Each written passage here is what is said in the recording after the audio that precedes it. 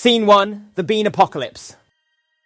In a dank, flickering hovel that smelled of despair and damp socks, Fred and Betty Davies huddled around a single tea-light candle like it was the last ember of civilization.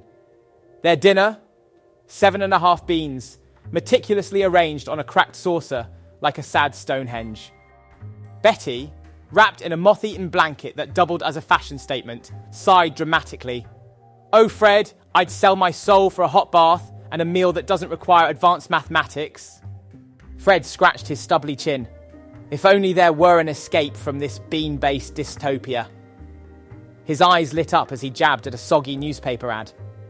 "Look here, all-inclusive package to the land of opportunity. No papers, no problem, just hop on a dinghy." Betty blinked. A dinghy? Like a cruise ship? Dover's shoreline resembled a pensioner's regatta gone rogue. Dozens of inflatable dinghies wobbled in the surf, each stuffed with wrinkly couples in mismatched anoraks. Fred and Betty clambered aboard their vessel, a neon-yellow monstrosity that smelled faintly of regret and budget rubber. "Who's steering this floating whoopee cushion?" Betty hollered, clutching her handbag like a life preserver.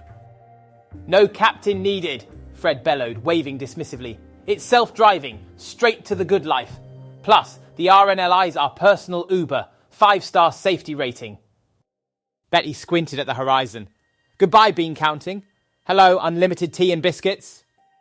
Less than 12 hours later, Fred and Betty lounged in a swanky hotel suite, decked out in complimentary robes emblazoned with dingy VIP. The room boasted a flat-screen TV blaring Parliament Question Time, the ultimate comedy roast. "Told you, Betty," Fred grinned, adjusting his robe like a budget king. "Ditch the freezing flat, hop a dinghy, and boom. Electricity bills are someone else's problem." Betty cackled. "We can binge-watch MPs shouting over each other all day. Who needs Netflix when you've got this circus?" A porter delivered 2 gleaming smartphones, still warm from the taxpayer's pocket. "Unlimited data, free TikTok lessons, and a preloaded app called Cash for Nothing," he chirped. Betty gawked. "Smartphones? Us? We couldn't even afford carrier pigeons?" Fred swiped gleefully. "Look, love, an allowance direct to our account. No more stretching that pension like it's chewing gum." Betty tapped the screen, accidentally starting a live stream. "No more bean rations. We're basically influencers now. Dingy goals."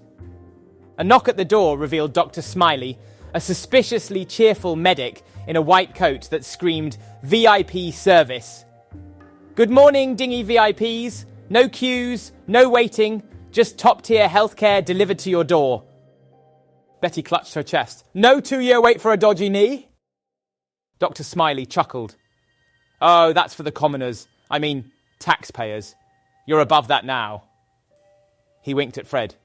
"Backache from the dinghy? I'll get the massage team. And those blue pills you whispered about? Sorted, sir."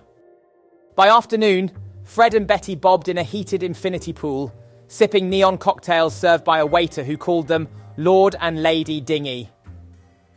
Betty sighed. "This is retirement, Fred. Floating like royalty, while the locals freeze their bits off." Fred adjusted his borrowed sunglasses. Who knew a rubber raft was the golden ticket? The hotel gym gleamed with equipment Fred and Betty had only seen in infomercials. Betty wobbled on a treadmill, shrieking, "We're exercising on purpose now." Fred, red-faced and clutching a dumbbell, groaned, "Back home, shivering was our cardio." A buff trainer sauntered over. "Private session, free of course." Betty squinted. "Free? This place is basically a socialist fever dream, for us anyway." That night, a candlelit buffet sprawled before them. Steaks, prawns, a chocolate fountain that screamed excess.